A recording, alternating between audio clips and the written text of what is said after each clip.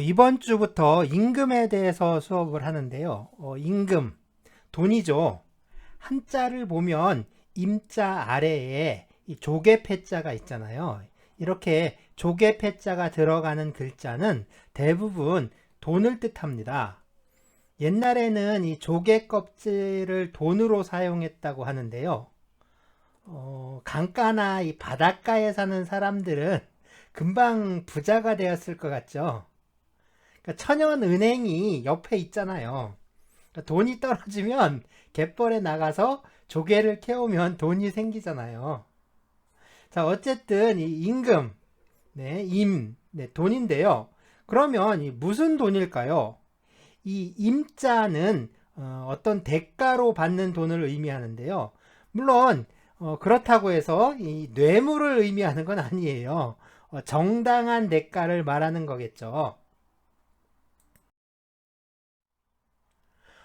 네, 우리는 이 버스를 탈 때 버스 요금을 내는데요. 뭐 이렇게 말하면 아니요, 카드 찍는데요 라고 말하는 친구들이 꼭 있는데, 네, 카드 찍는 게 요금을 내는 거죠.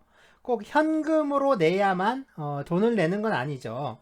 자, 이렇게 버스 요금을 내는데 이 버스 요금을 다른 말로는 뭐라고 할까요?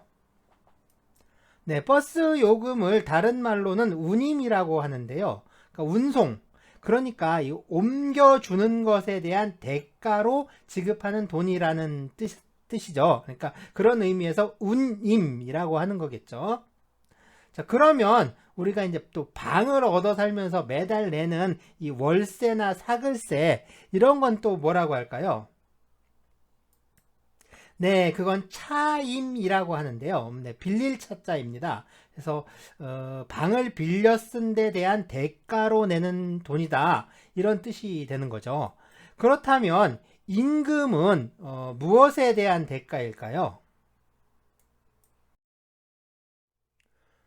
노동 관계의 양 당사자는 사용자와 노동자인데요. 노동자가 사용자에게 일을 해주고요. 사용자는 노동자에게 돈을 지급하는 관계죠. 자, 이렇게 일해주는 것을 다른 말로 노동력의 제공 또는 노무 제공이라고 부를 수 있습니다. 여기서는 간단하게 노동이라고 표현을 하기로 할 텐데요. 이 노동자의 이 노동에 대해서 사용자가 주는 돈을 보수 또는 임금이라고 할 수가 있겠죠. 그러니까 임금은 노동에 대한 대가라고 할 수가 있겠죠. 자, 이 도표는요, 꼭 좀 기억을 해 두셔야 합니다. 이게 가장 기본적인 거니까. 그러니까 앞으로도 이제 계속 나오거든요. 자, 그럼 임금의 뜻부터 알아볼 텐데요. 근로기준법에서는 임금이란 사용자가 노동의 대가로 노동자에게 임금, 봉급, 그 밖에 어떠한 명칭으로든지 지급하는 일체의 금품을 말한다. 라고 이렇게 임금을 정의하고 있는데요. 그러니까 사용자의 주의 명령을 받으며 노동자가 제공한 노동력에 대한 보수가 임금이라고 이해할 수가 있겠죠. 이렇게 사용자는 노동자에게 임금을 지급하여야 할 법률상 그리고 계약상의 의무를 부담하고 있습니다. 간혹 보면요, 이 근로의 대상이라는 용어가 사용되기도 하는데요. 네, 대상. 한자로는 이렇게 씁니다. 옛날 근로기준법에서 사용하던 용어인데요. 이게 대가라는 의미입니다. 이게 국어사전에도 이게 안 나와요. 국어사전에 안 나오는 단어인데, 네, 짐작을 하셨겠지만 이게 타이쇼라는 일본 말입니다. 그런데 재밌는 건 이게 일본어 사전에도 안 나와요. 그러니까 일본에서도 검색해도 이게 안 나오는 말인데, 자, 일본에도 우리 이제 근로기준법과 같은 게 있는데요. 노동기준법이라고 해요. 그러니까 노동기준법이 있는데, 네, 이게 이제 로도기준호라고 발음을 하는데, 이 노동기준법 제11조에서 임금을 정의하면서 노동의 대상, 그러니까 로도노 타이쇼라고 표현을 해요. 자, 우리 근로기준법이 제정된 게 1953년이니까요. 해방 후에 우리 법을 제정을 할 때 일본식 법률 용어가 참 많이 뭐 어쩌면 거의 그대로 채택이 되다 보니까 일본 용어가 그대로 사용되었거든요. 물론 지금은 이 대가라는 우리말로 바꾸긴 했습니다. 그래도 얼마 전까지 이게 법률 용어로 쓰였던 말이라서 뭐 이제 옛날 판례들을 보면 이게 가끔씩 나오고 있어요. 네, 근로의 대상, 네, 노동의 대가를 말하는 거죠. 그렇다면 사용자가 지급하는 모든 금품이 다 임금일까요? 물론 그렇지는 않겠죠. 사용자가 지급하는 금품이다 라고 해도 거기에는 임금인 것과 임금이 아닌 것이 있습니다. 이것처럼 임금과 임금이 아닌 것은 구별을 해야 되는데 이걸 어떻게 구별을 해야 할까요? 자, 임금은 노동의 대가라는 점, 그리고 사용자가 의무적으로 지급해야 하는 채권이라는 점에 유의를 해야 합니다. 따라서 사용자가 지급하지 않은 금품이거나 단순히 생활보조적이고 복리후생적으로 지급되는 금품, 네, 이런 것들을 복리후생적 급여라고 해요. 그리고 실비변상으로서 지급되는 금품, 실비변상적 급여라고 하겠죠. 네, 일을 하면서 거기 들어가는 노동자가 부담하게 된 그런 비용을 사용자가 갚아주는 것을 말합니다. 자, 이런 것들은 임금이라고 할 수가 없겠죠.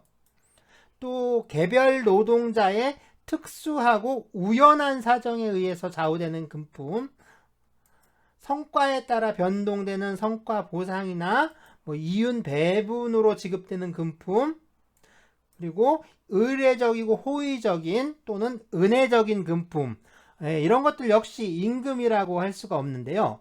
이것들은 모두 노동의 대가로 지급된 금품이라고 할 수가 없는 거죠. 임금은 노동의 대가를 의미하기 때문에 노동의 대가로 지급된 것이 아니라면 임금이라고 할 수가 없고요. 그렇기 때문에 노동계약이나 또는 노동법령에 의해서 의무적으로 지급해라, 이렇게 사용자를 강제할 수 없는 게 원칙입니다. 네, 임금이라면 당연히 강제할 수가 있겠죠. 형식적인 기준에서 봤을 때 임금이라고 하기 어려운 것들이 있는데요. 이런 것들도 뭐 단체 협약이라든가 뭐 취업규칙, 노동계약과 같이요, 이 지급 근거가 되는 규범이 있고요. 이 규범적 근거에 따라서 지급되는 경우도 있습니다. 이것처럼 단체 협약과 같은 노동 규범의 지급 조건이라든가 뭐 금액, 지급 시기가 정해져 있는 경우라든가 또는 모든 노동자들에게 관행적으로 지급이 되다 보니까 이 사회 통념상 노동자들에게 당연히 지급받을 수 있다는 기대가 생기는 경우에, 이런 경우에는 임금에 포함시킬 수가 있어요. 그러니까 노동자들에게 일종의 기대권 또는 뭐 기대 이익, 이런 게 생기는 경우다라고 할 수가 있는데요. 그러니까 노동자들에게 급여가 지급될 것이다 라는 믿음이 생기고 여기에 신뢰가 형성되었다면 그러한 신뢰는 당연히 법이 보호해야 하는 거겠죠. 자, 이와 반대로 지급 사유가 확정적이지 않거나 뭐 일시적으로만 지급하는 금품이라거나 또는 뭐 취업규칙 같은 데에 노동 조건으로 미리 명시를 해놓는 게 아니고요. 그때그때 노사 합의를 하는 거예요. 이 노사 합의를 통해서 일정한 목표에 도달하면 뭐 얼마를 주겠다, 또는 얼마의 비율로 뭐 성과급이나 배분금을 주겠다, 뭐 이렇게 정했다면 그건 임금으로 보기가 좀 어려운데요. 자, 그러면 이제 개별적인 사례들을 통해서 임금인 것과 임금이 아닌 걸 좀 살펴보기로 하겠습니다. 보통 4대 보험이라고 하죠. 국민연금, 건강보험, 고용보험, 산재보험. 그리고 건강보험에 덧붙여서 노인 장기 요양보험도 포함이 되는데요. 자, 이런 사회보험은 직장인이라면 그 보험료를 사용자와 노동자가 나누어서 부담을 하게 되는데요. 물론 이 산재보험은 아닙니다. 산재보험은 사용자만 부담하고요. 노동자는 보험료를 내지 않습니다. 그러니까 국민연금, 건강보험, 노인 장기요양보험, 고용보험은 이 사용자와 노동자가 나누어서 부담을 하고 있어요. 하지만 산재보험료는 사용자가 전액을 부담합니다. 자, 그러면 예를 들어서요, 이 보험료가 10만 원이다. 뭐 이렇게 가정을 하면, 그래서 반반씩 나눈다고 치고요. 여기서 5만 원은 노동자가 내고 또 5만 원은 사용자가 내야 하는데요. 물론 노동자가 낼 5만 원은 월급에서 미리 떼서 사용자가 보험료를 다 내는 거죠. 그런데 사용자가 낸 이 10만 원이라는 보험료에는 노동자 몫인 5만 원, 자, 노동자 몫인 5만 원, 이거는 성격이 임금이에요. 그러니까 월급에서 뗀 거니까 당연하겠죠. 그럼 사용자가 내야 하는 5만 원은 뭘까요? 자, 사용자가 부담하는 이 노동자의 사회보험료는 임금에 해당하지 않습니다. 이거는 사회보험료, 그러니까 보험료지 이 노동자의 임금이라고 할 수는 없어요. 그러니까 10만 원의 사회보험료에서 노동자 몫인 노동자가 부담하는 5만 원은 노동자의 임금에 해당하지만 사용자가 부담하는 5만 원은 임금이 아니다 라고 할 수가 있죠. 네, 이건 사용자의 비용이겠죠. 개인연금 보조금인데요. 이 회사와 노동조합이 단체 협약을 해서 회사가 노동자들의 개인연금을 들어주는 건데요. 일종의 사내복지 차원에서 개인연금을 들어주고 그 보험료를 납부해 주는 겁니다. 자, 이렇게 회사에서 대신 납부해주는 개인연금 보험료가 임금이냐 아니냐, 이게 문제가 될 수 있는데요. 강의 안에 있는 판례를 보면요, 회사가 이 노동조합과 단체 협약을 체결하면서 전 직원들을 대상으로 매월 일정액의 개인연금을 10년간 납부해 주기로 합의를 했죠.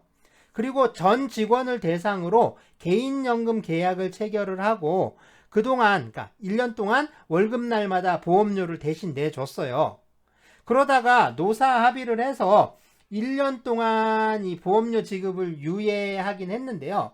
이게 왜 문제가 되냐면 노동자들이 퇴직을 하면 회사에서 퇴직금을 줘야 하는데 이 퇴직금을 계산할 때 어떤 명목의 임금이 임금에 포함되느냐 또는 아니냐, 뭐 이게 상당히 중요합니다. 퇴직금을 많이 받으려면, 퇴직금을 높이려면 평소에 임금이 높아야 하니까 노동자 쪽에서는 임금의 범위를 계속 넓히려고 하는 거죠. 그래서 그 사용자가 준 돈은 다 임금으로 이렇게 집어 넣으려고 하고요. 반대로 사용자는 퇴직금 액수를 줄이고 싶어 하니까 그 임금으로 인정되는 범위를 계속해서 좀 줄이려고 합니다. 자, 그래서 이 판례가 인정한 건요, 이 보험료는 회사가 대납을 한 것이고요. 그러니까 대신 납부한 거죠. 그러니까 노동자가 납부해야 하는 것을 사용자가 납부를 해준 거예요.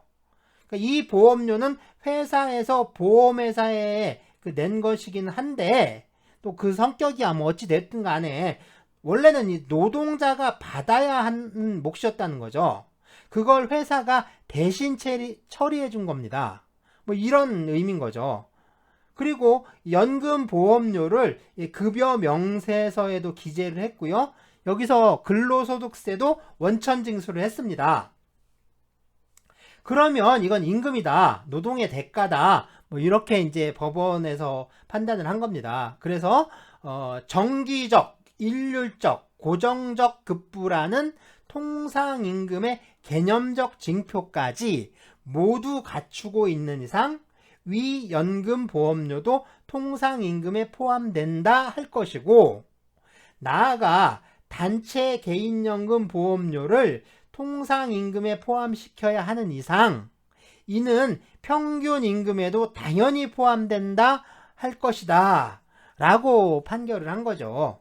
자, 여기서 정기적, 일률적, 고정적이라는 표현을 사용하고 있는데요. 이게 통상임금, 뭐 이제 또 평균임금, 뭐 다음 주 수업 내용인데 통상임금과 평균임금을 이제 다음 주에 수업을 할 건데요. 어쨌든 이 통상임금, 평균임금 다 임금이죠. 임금이 붙어 있잖아요. 그러니까 임금인데 그 중에 이 통상임금이 갖춰야 하는 정기성, 일률성, 고정성, 그러니까 정기성, 일률성, 고정성이라는 이 개념적 징표에 대해서 거론을 하고 있습니다. 이건 뭐 좀 상당히 중요하겠죠. 뭐 이런 것들은요, 다음 시간에 좀 보기로 하고요. 다음은 연차 휴가 수당인데요. 근로기준법에는 노동자에게 1년 단위로 유급 휴가를 부여하고 있는데요. 이것을 연차 유급 휴가 또는 뭐 연차 휴가, 더 줄여서는 연가나 그냥 연차라고만 부르기도 하는데요. 자, 이 휴가를 사용하지 않으면, 그렇죠, 유급 휴가이기 때문에 노동자가 사용하지 않은 휴가 일수만큼 임금을 지급해야 합니다. 그러니까 유급 휴가니까 당연한 거겠죠.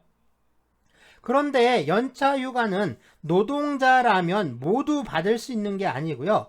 1년에 8할 이상, 그러니까 80% 이상을 출근을 해야 연차 휴가를 받을 수가 있습니다. 그러니까 연차 휴가는 1년간의 노동에 대한 대가라고 할 수가 있는 거죠. 그리고 이러한 연차 휴가를 사용하지 못했으니까 사용자가 연차 휴가 수당을 줘야 한다면 당연히 임금이라고 할 수가 있겠죠. 그러니까 이 연차 휴가가 노동의 대가라면 연차를 대신하는 연차 수당 역시 노동의 대가인 거죠. 뭐 임금이냐 아니냐, 그 기준의 핵심은요, 결국에 노동의 대가냐 아니냐, 뭐 여기에 있다라고 할 수 있는 거죠. 다음은 이 표창인데요. 상 받는 게 무슨 임금이냐라고 할 수도 있겠는데, 당연히 그렇죠, 상장이 임금이 될 수는 없습니다. 하지만 이제 부상으로 항상 뭔가가 따라오기 마련인데요. 그게 뭐냐에 따라서 이야기가 달라질 수가 있습니다. 판례에서 임금인지 아닌지에 대해서 어떻게 판단을 하는지 한번 보겠습니다. 노동자가 지급을 청구할 수 있는 임금은 근로기준법 제2조에서 규정하는 임금을 의미하므로 사용자가 노동의 대가로 노동자에게 지급하는 일체의 금원으로서 노동자에게 계속적, 정기적으로 지급되고 그 지급에 관하여 단체협약, 취업규칙, 급여규정, 노동계약, 노동관행 등에 의하여 사용자에게 지급 의무가 주어져 있다면, 자, 그 명칭 여하를 불문하고 모두 이에 포함되며 반드시 통상임금으로 국한되는 것은 아니다. 이렇게 하고 있죠. 그리고 피고회사의 단체협약 제45조는 조합원이 1년간 개근할 경우 연말에 금 한돈을 정근할 경우 연말에 금 반돈을 교부하여 표창하도록 규정되어 있다는 것인 바, 이를 위 법리에 비추어 살펴보면 위와 같은 표창 역시 특별한 사정이 없는 한 원고들이 계속 노동하였을 경우에 받을 수 있는 임금에 포함된다고 보아야 한다 라고 판결하고 있습니다. 네, 이 사건의 사실관계를 보면요, 원고들이 부당해고를 당했다가 원직 복직을 하게 되는데요. 이렇게 원직 복직을 하게 되면 해고 기간 동안에 받지 못했던 임금에 대해서 다 받을 수 있습니다. 그래서 이제 이 임금에 대해서 재판상 청구를 한 사건인데요. 이때 이제 미지급, 그러니까 임금 범위에 표창도 이제 임금이니까 이것도 그 미지급 임금에 포함시켜서 계산을 해라 라는 판결이 나온 거죠. 네, 가족수당인데요. 이 가족수당은 회사에게 지급 의무가 있고요. 또 일정한 요건에 해당하면 모든 노동자들에게 일률적으로 지급되어 왔다. 그렇죠? 그러면 이런 가족수당은 뭐 임의적이거나 은혜적인 급여가 아니라 노동의 대가다. 그러니까 이런 경우에 가족수당은 임금에 해당한다 라고 할 수가 있는 거죠. 자, 보세요. 단체 협약이든 취업규칙이든 회사에 지급 의무가 있는 거예요. 그리고 지급 요건에 해당하는 노동자들에게는 모두 지급이 되는 겁니다. 그러면 이건 임금이다 라고 하는 거죠. 단순히 가족수당은 임금이다 이렇게 알아두면 안 되죠. 이렇게 알아두면 안 되는 겁니다. 그러니까 지급 의무가 있고 또 일률적으로 지급된다. 사실은 이게 중요한 거죠. 그래서 가족수당이 이렇게 지급되기 때문에 임금이다 라고 하는 겁니다. 그러니까 이런 걸 좀 캐치하고 이런 걸 좀 알아두셔야 돼요. 자, 상여금입니다. 판례는 상여금이 그 지급 사유의 발생이 불확정이고 뭐 일시적으로 지급되는 것이라면 임금으로 보기 어려우나 네, 계속적 정기적으로 지급되고 그 지급액이 확정되어 있다면 이는 노동의 대가로 지급되는 임금의 성질을 갖는다고 보아야 할 것이다 라고 하는데요. 상여금은 이 계속적이고 또 정기적으로 지급되고 있고요. 또 지급 대상이나 지급 조건 같은 것들이 확정되어 있다면 뭐 이럴 때는 임금으로 좀 인정이 되는데요. 하지만 지급 사유가 발생하느냐 아니냐 이게 좀 불확정적이고요. 그 지급 조건도 뭐 이제 경영 성과나 노사 관계의 안정 뭐 이런 것처럼 뭐 노동자 개인의 업무 실적이라든가 뭐 노무 제공 이런 것들하고 직접적으로 관련이 없는 요소들에 의해서 결정이 된다. 그러니까 지급 여부나 대상자 뭐 이런 것들이 좀 유동적이다. 이러면 좀 임금이라고 볼 수 없다라고 할 수 있는 거죠. 네, 사용자가 아니라 이 고객으로부터 받는 팁, 그러니까 봉사료 이런 것들은 임금에 해당하지 않겠죠. 골프장 캐디의 이 캐디피가 문제가 많이 됐는데요. 캐디피 역시 고객이 주는 금품이니까 임금이라고 할 수가 없습니다. 그런데 이 캐디피 보통 봉사료라고 하는데요. 노동자가 고객으로부터 받은 봉사료를 그 노동자 개인이 갖는 게 아니라 사용자가 먼저 봉사료를 그 모두 수거를 해요. 그러니까 캐디들이 받은 캐디피를 사용자가 전부 이제 다시 걷어간 다음에 그리고 이제 그 총액을 그 전체 노동자들에게 똑같이 이제 나누어 준다면 만일 이렇게 한다면 이때는 임금이라고 할 수가 있어요. 보험 설계사나 뭐 학습지 교사, 레미콘, 화물 차량, 뭐 또 이제 덤프 트럭 같은 걸 자기가 소유하고 일하는 그 자차 기사들 있죠. 이런 경우에는 근로기준법상 노동자에 해당하지 않는다라고 해석을 하는데요. 그래서 특수고용 노동자 또는 뭐 특수고용관계 종사자라고 많이 부르죠. 줄여서 뭐 특고라고도 하는데요. 가끔 뭐 노동조합법상의 노동자로서 인정받는 경우가 있기는 한데요. 이 근로기준법상의 노동자로 인정되지는 않습니다. 이게 개인 사업자로 다 분류가 되고 있고요. 그래서 이 사람들이 받는 금품은 임금에 해당하지 않는다라고 보는데요. 어쨌든 이 특수고용 노동자의 문제는 지금 우리 노동법이 풀어야 하는 그리고 이제 노동 정책이 풀어나가야 하는 아주 현실적인 난제 중에 하나다. 이렇게 말할 수가 있죠. 어쨌든 이 특수고용 노동자들이 받는 금품은 임금에 해당하지 않는다. 이렇게 이해를 하고 있습니다. 노동자가 혼인을 한다거나 또는 상을 당한 경우 사용자가 경조사비를 지급하는데요. 이러한 경조금이나 위로금은 임금은 아니겠죠. 또 직원들의 어학 능력을 향상시키겠다. 이런 목적으로 토플이나 토익 같은 어학 시험을 실시를 해서 성적이 우수한 직원에게 어학 수당이니 이런 걸 지급하기도 하는데요.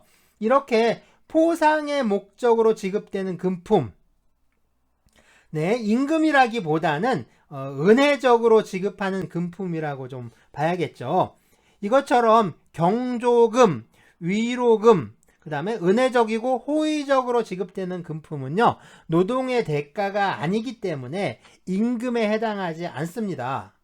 그런데 이 단체 협약이나 또는 취업 규칙에 모든 노동자에게 이 정기적이고 일률적으로 지급하도록 규정되어 있다면 이건 역시 임금에 포함시킬 수가 있는 거죠.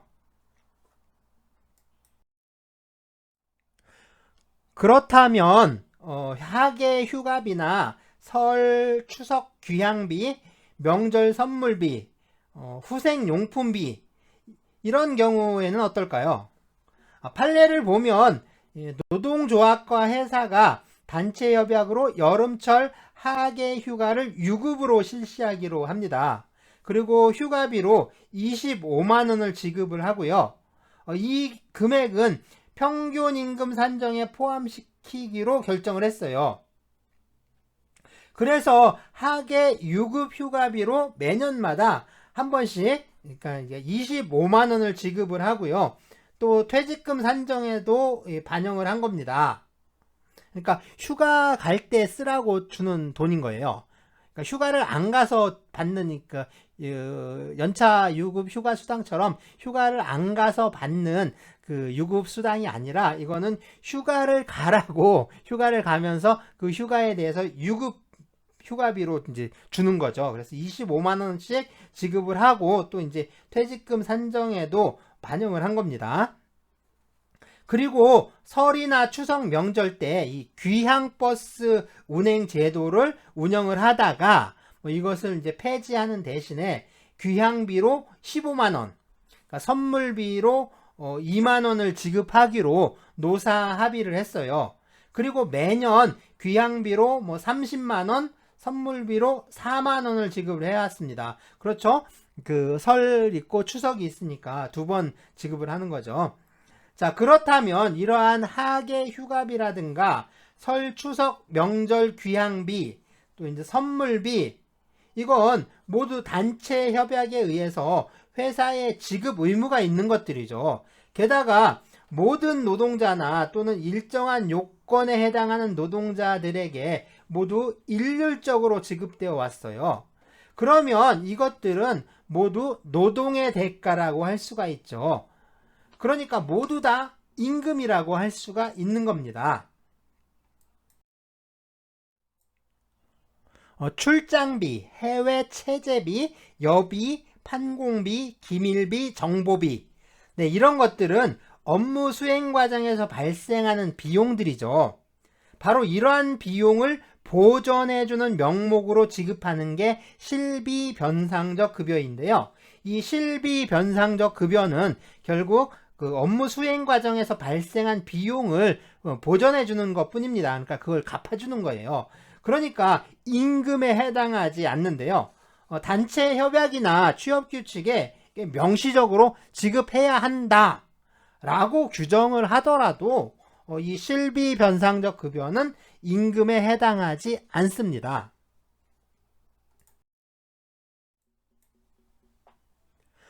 네, 노동자의 복지 차원에서 지급되는 금품을 복리후생적 급여라고 하는데요. 역시 임금에 해당하지 않습니다. 하지만 이 명칭만으로 임금이다, 아니다 이렇게 쉽게 단정하기는 어렵고요. 실제로 지급되는 급여의 성격에 따라서 임금이냐 아니냐를 좀 판단해야 합니다. 예를 들어서 급식비, 교통비, 자가운전 보조비, 가족수당, 교육수당, 학자금 보조비 이런 금품들 있죠. 이런 금품들이 식사를 하는지 또는 출퇴근을 하는지 또는 대중교통을 이용하는지 아니면 자가용을 이용하는지 그리고 학교에 다니는 자녀가 있는지 또 부양해야 할 가족이 있는지 있다면 몇 명이나 있는지 이렇게 업무와 관련이 없는 업무 외적인 기준에 따라서 일시적으로 지급이 된다면 이건 순수한 복리후생비라고 볼 수가 있습니다. 하지만 명칭에 상관없이 이 단체 협약이나 취업규칙 또는 관행에 의해서 노동자들에게 정기적이고 일률적으로 지급이 된다면 이런 경우에는 임금으로 해석될 수도 있습니다. 그러니까 이렇게 지급이 된다면 임금이 되는 거죠. 네, 성과나 이윤에 따라 변동적으로 지급되는 성과급이라든가 이윤 분배금 이런 것들은요, 이게 임금으로 해석될 수도 있고요, 또 그렇지 않을 수도 있습니다. 그래서 이런 성과금이나 이윤 분배금이 상황에 따라 변동이 된다면 자, 이런 급여는 예측 가능성이 좀 낮지요. 그러니까 받을 수 있는지 없는지를 미리 예측하는 게 좀 힘들잖아요. 그리고 받는 사람도 있고 또 못 받는 사람도 있고 그러면 이게 노동자들에게 형평성이 인정되기가 어렵죠. 그러니까 이게 임금으로 보기 어려운데요. 하지만 매년 이 고정적인 금액을 지급한다거나 또는 지급률이 고정되어 있다면 이런 경우에는 임금으로 해석될 가능성이 높습니다. 네, 우연하게 발생하는 개별 성과급이라든가 영업수당 또 오지 근무자에게 지급되는 특별 교통비 자 이런 것처럼 어떤 노동자 개인에게 발생하는 특수하고 우연한 사정에 의해서 지급되느냐 아니냐 또 얼마나 지급되느냐 이런 것들이 결정되는 금품들 있잖아요. 이런 것들은 임금이라고 할 수가 없는데요. 판례에 의하면 금품 지급 의무의 발생이 개별 노동자의 특수하고 우연한 사정에 의하여 좌우되는 경우에는 그 금품의 지급이 단체협약, 취업규칙, 노동계약 등이나 사용자의 방침 등에 의하여 이루어진 것이라 하더라도 그러한 금품은 노동의 대가로 지급된 것으로 볼 수 없다라고 합니다. 자, 그래서요, 스톡 옵션, 또 직무 발명 보상금, 제한 보상금, 자, 이런 것들도 임금에 해당하지 않습니다. 이렇게 이제 해석이 되는 거죠. 다음으로 해고수당, 또는 이제 해고 예고수당이나 해고 예고에 가름하는 지급, 이렇게도 부르는데요. 사용자가 이 노동자를 해고할 때는 30일 전에 해고의 예고를 해야 합니다. 그런데 해고 예고를 하지 않는 대신에 30일분의 통상임금을 지급을 하고요. 그리고 즉시 해고를 할 수가 있는데요. 이렇게 즉시 해고를 하면서 지급하는 이 30일분의 통상임금을 해고수당 또는 해고 예고수당이라고 합니다. 이름도 무슨 수당이라고 붙어 있고요. 액수 계산도 통상임금으로 하기는 하는데요. 그래도 이건 임금에 해당하지 않습니다. 그러니까 노동의 대가라고 할 수가 없고요. 일종의 보상금의 성격이다 라고 할 수가 있죠. 네, 산업재해 보상금, 재해 보상이 있는데요. 노동자가 업무상 재해를 당했을 때 지급되는 보상 또는 손해배상을 말합니다. 이건 성격이 임금이 아니라 손해배상금이에요. 그러니까 손해배상으로 받는 돈이지 그 임금은 아닙니다. 물론 계산은 임금을 기초로 계산을 해요. 임금을 기초로 해서 계산을 하지만 역시 손해배상금인 거죠. 임금이 임금이라고 할 수가 없습니다. 네, 그리고 귀향여비가 있는데요. 이 노동계약을 체결할 때 이 사용자가 노동자에게 노동 조건을 명시해야 하는데요. 네, 이 명시된 노동 조건이 실제 사실과 다르면 노동자는 이 노동계약을 해제를 하고 손해배상을 청구할 수가 있습니다. 자, 노동자가 사용자의 직장에 취업을 하기 위해서 거주를 옮기는 경우도 있잖아요. 이렇게 노동자가 거주를 옮겨서 취업을 했는데 노동 조건이 실제 노동 조건이 명시된 노동 조건과 다르다면 그래서 이제 노동 계약을 해제를 했다면 노동자는 다시 집으로 돌아가야겠죠. 자, 이런 경우에 사용자가 노동자에게 그 귀향 여비를 그 차비를 지급을 해야 합니다. 역시 이 귀향 여비는 임금에 해당하지 않아요. 이건 임금이라고 할 수가 없습니다. 네, 노동조합 전임자의 경우인데요. 이 판례를 보면 노동조합 전임자는 사용자와 기본적 노동관계를 유지하고 노동자 신분은 그대로 가지면서도 노동계약에서 정한 노동을 제공하지 아니하며 노동조합의 업무에만 종사하는 자로서 단체 협약으로 정하거나 사용자의 동의가 있는 경우에 인정된다 라고 하고요. 그리고 노동조합 전임자의 노무 제공 의무가 면제되는 것에 대응하여 사용자의 임금 지급 의무도 면제되므로 사용자가 단체 협약, 노사 관행 등에 따라 노동조합 전임자에게 일정한 금원을 지급한다고 하더라도 이를 노동의 대가인 임금이라고 할 수는 없다라고 하고 있습니다. 노조 전임자는요, 이 노동조합 업무를 전담하기 위해서 이 사용자와의 고용관계는 유지가 되는데 이 노무 제공을 하지 않는 거죠. 그러니까 노동력을 제공하지 않기 때문에 임금이 지급되지 않는데요. 사업장마다 조금씩 다르긴 하지만 노조 전임자에게도 급여를 지급하는 기업도 있는데요.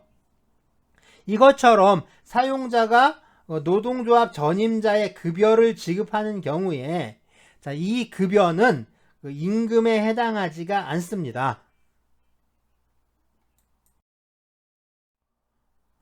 그렇다면 사용자는 왜 임금을 지급해야 하는 걸까요? 자, 사용자는 법률상 그리고 계약상 임금을 지급할 의무가 있다 라고 했는데요. 그러니까 사용자에게 왜 이러한 의무가 인정되느냐 하는 거죠. 자, 이런 질문은 좀 철학적이고 좀 정책적인 성격이라고 할 수가 있는데요.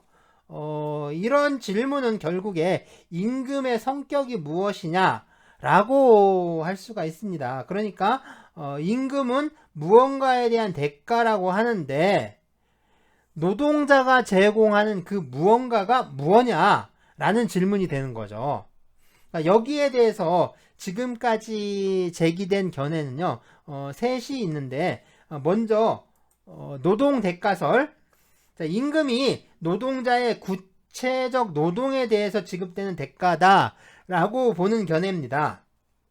그러니까 노동자가 사용자의 지휘 명령을 받으면서 실제로 노동을 제공한 것, 그거에 대한 그 보수가 임금이다. 이렇게 이해를 하는 거죠.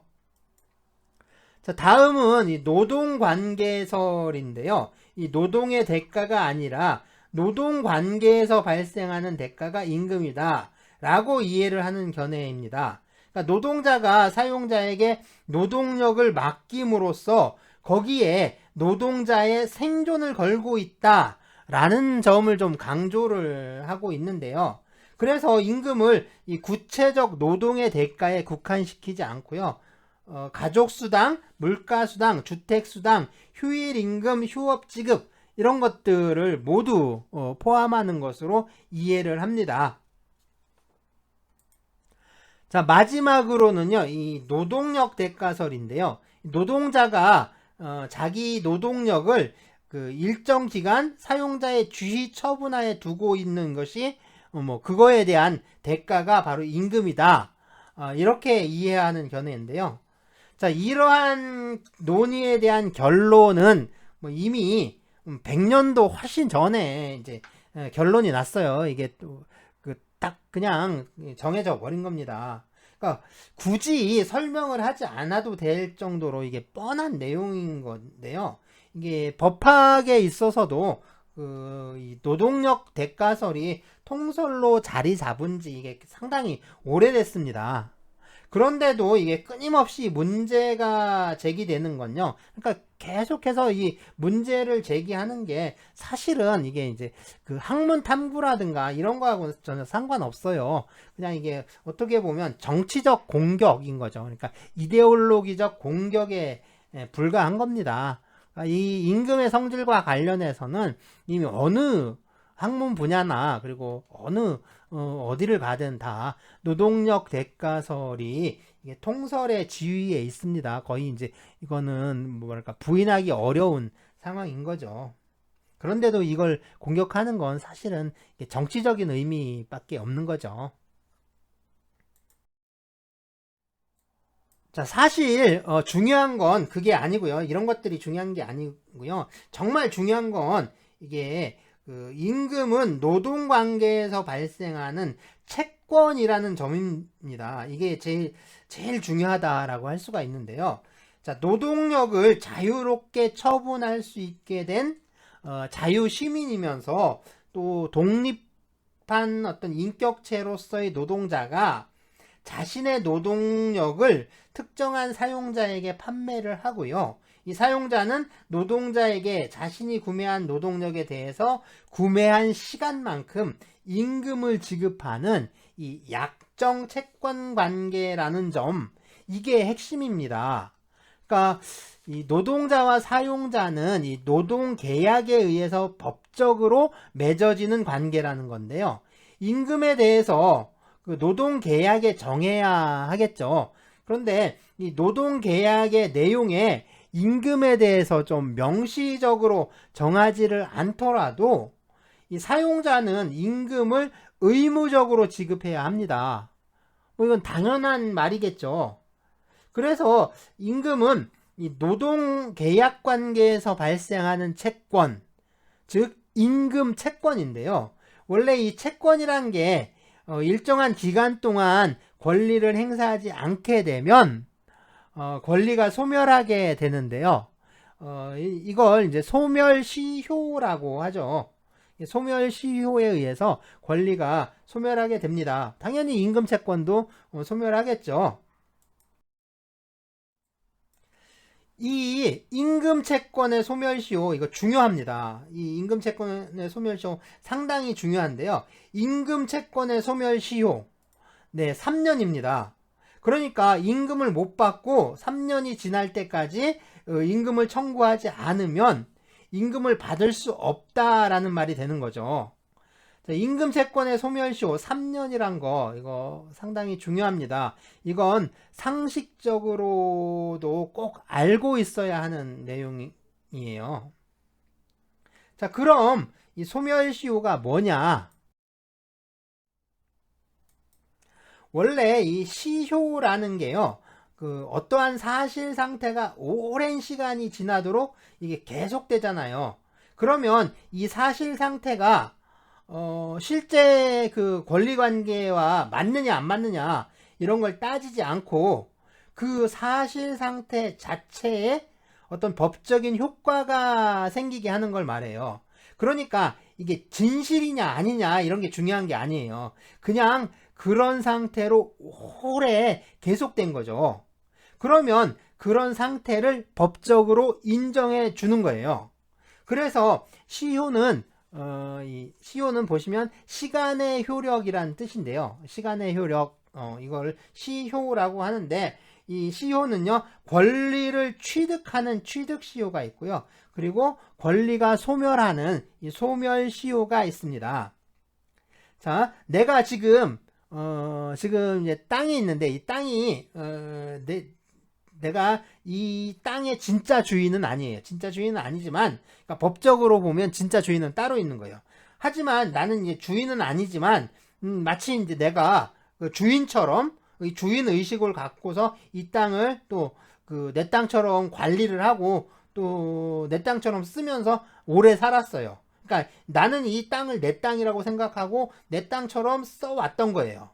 그러면 내가 그러니까 시간이 오래 그렇게 됐다면 오래 그렇게 살았다면 그 내가 이 땅에 그러니까 그 땅의 소유권을 취득하는 거 그게 바로 취득시효 제도입니다. 자, 이런 게 이제 취득시효고요. 권리를 얻는 거죠. 취득하는 거. 그 반대로 이제 나한테 권리가 있어요. 나한테 권리가 있는데 내가 그러한 권리를 행사하지 않고 있는 거예요. 뭐 예를 들어서 내가 이제 친구한테 그 이제 친구가 있어요. 그러니까 친구한테 받을 빚이 있습니다. 한 얼마라고 할까요? 한 10만 원 받을 10만 원을 받을 게 있는데 내가 이제 친구한테 너 빚 갚아라. 너 10만 원 나한테 빨리 달라. 이렇게 하지 않는 거예요. 이제 그렇게 이제 아주 오랜 시간 그렇게 지내다 보면 친구도 이제 그렇게 생각하겠죠. 제가 빚을 달라고 하지는 않겠구나 앞으로. 지금까지 빚을 달라고 하지 않았으니까 앞으로도 그러니까 빚 달라는 소리는 안 하겠구나. 뭐 이렇게 그렇게 생각하게 되잖아요. 자, 그런데 이제 한 뭐 20년 아니면 뭐 30년 지나서 그 친구한테 갑자기 이제 그러는 거예요. 야, 너 나한테 한 10만 원 빌려갔는데, 왜 안 갚냐? 빨리 너 10만 원 갚어. 자, 그렇게 하면 이제 친구가 좀 당황하겠죠. 생각을 해보면, 어떻게 좀 생각을 해보면, 이게 한 20년, 30년 전의 일이라면, 이게 친구가 사실은 빚을 갚았을 수도 있어요. 그죠? 빚을 안 갚은 게 아니라 사실은 빚을 갚았는데, 이게 우리가 이제 친구 사이에 서로 영수증 같은 거 이런 거 잘 쓰지는 않죠. 뭐 영수증 써서 주고 영수증 받고 이런 거 잘 안 하잖아요. 그리고 이제 한 20년 전에 아니면 30년 전의 일이라면 이게 또 기억이 또 가물가물하죠. 기억이 잘 안 나잖아요. 그러니까 이 친구는 자기가 빚을 졌는지 그러니까 나도 내가 친구한테 돈을 빌려준 적이 있었나 없었나 뭐 참 증명하는 게 이제 힘들죠. 뭐 이제 차용증 같은 거 받아놨다고 하면 한 20년 전 차용증 이걸 가지고 이제 빚을 졌구나 이렇게 이제 증명을 해야 되는데 그게 또 완전히 또 그렇게 쉽게 증명이 되는 것도 아니고요. 더구나 이제 친구도 빚이 있었는지 좀 저기 하고 또 더군다나 빚을 갚았는지 그죠? 난 빚을 갚은 것도 같고 그런데 내가 그러니까 친구가 나한테 빚을 갚았다라는 걸 이제 친구가 증명하기가 참 곤란한 거죠. 상당히 이게 그 옛날 일이니까 시간이 오래 지나다 보면 이런 게 상당히 어렵잖아요. 그러니까 이렇게 아주 이제 증명하기 곤란한 상태가 되니까 사실은 그런 거예요. 이제 법이 이렇게 이제 이것도 아니고 저것도 아니고 참 뭐랄까 이것도 아니고 빚이 있는지 없는지 지금 아주 헷갈리는 그런 상태잖아요. 그런 상태 아주 이런 참 불안정한 상태인데 이게 불안정한 상태를 사실은 상당히 싫어합니다. 그래서 이제 이 좀 불안정한 상태를 좀 안정시키는 거 아주 이제 그런 걸 좋아하거든요. 그래서 이런 불안정 상태를 해결하고 싶어 하는 거예요. 그래서 이걸 해결하기 이거를 이제 그래서 법이 이거를 미리 이제 예측을 해놓고 이런 걸 그냥 한꺼번에 해결을 해버리는 거죠. 그런 제도가 바로 시효 제도인데요. 그러니까 그거에 야야야 빚이 있는데 이게 벌써 20년 30년이나 지났어. 그러니까 받을 게 있는데 20년 30년 동안 달라고도 안 하고 또 얘도 갚지도 않고 가만히 있었다. 2, 30년 동안 그 10만원 빚을 달라고 하지 않았다. 그럼 이건 뭐냐? 이건 벌써 갚은 거 아니냐. 그러니까 이미 갚았으니까 달라고 안 하는 거겠지. 자, 소멸시효 제도는 바로 이런 거예요. 권리가 있는데 오랫동안 권리를 행사하지 않았다. 그러면 사실은 이미 그 권리는 없었던 것이다. 그러니까 이미 다 그 채무를 이행을 해서 권리가 없어졌던 거 아니냐. 그렇게 이제 이해를 하는 거죠. 그러니까 권리는 그런 경우에 권리는 소멸한 거야. 이렇게 아주 간단하게 처리를 해버리는 겁니다. 그래서 그 불안정한 관계를 이제 안정을 도모를 하는 거죠. 그러니까 어떻게 보면 뭐 일종의 인간관계들을 그 다양한 인간관계들 있잖아요. 그런 인간관계들을 법이 간편하게 정리해 주는 것이다 라고 할 수가 있습니다. 자, 이러한 소멸시효는 권리를 행사하지 않고요. 일정한 기간이 경과하면 권리를 소멸시키는 제도다. 이렇게 말하는데요. 그런데 여기서 소멸하는 권리들은 재산권, 그러니까 재산에 대한 권리들만 소멸을 해요. 다른 권리들은 소멸시효가 적용되지 않습니다. 뭐 사람의 인격권 이런 건 사람의 생명권, 신체에 대한 권리 뭐 이런 것들이 그 행사를 하지 않는다고 소멸해 버리면 그럼 큰일 나는 거죠. 자, 사람들은 다 생명권이 있어요. 사람들은 모두 자기 자신의 그 생명권이 있는데 아주 중요한 권리죠. 인격권의 한 내용입니다.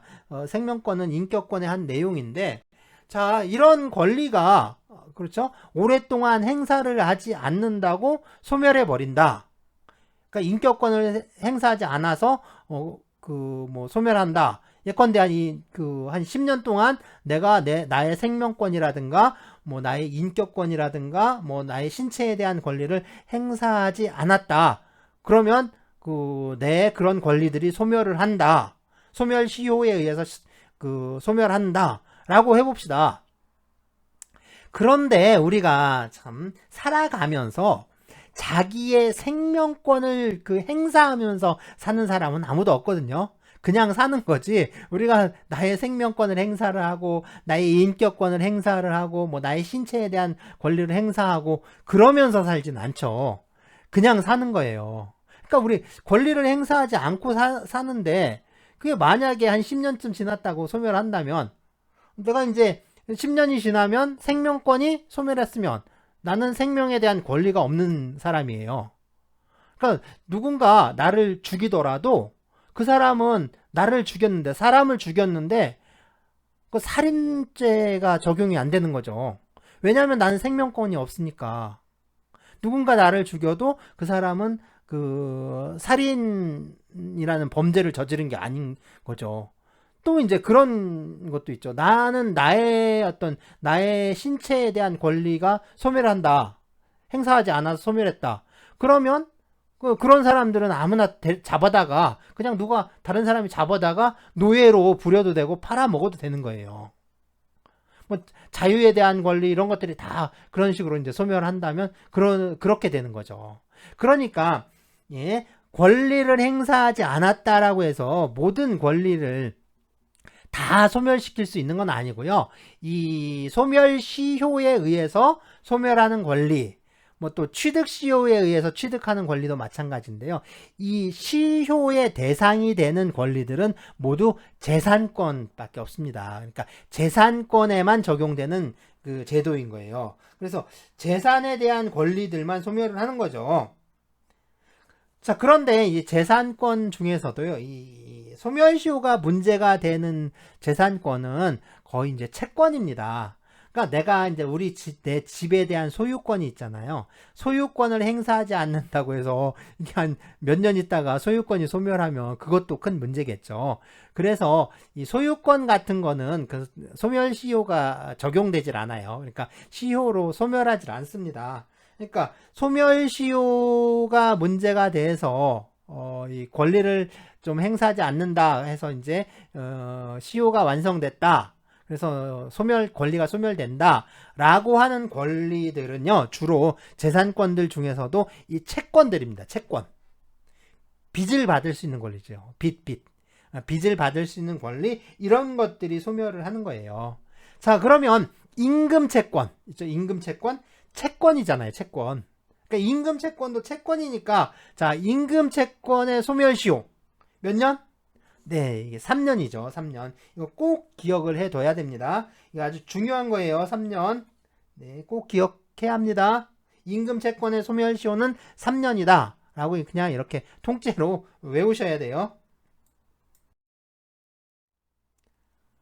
네, 다음 수업 주제는 임금의 지급 원칙입니다.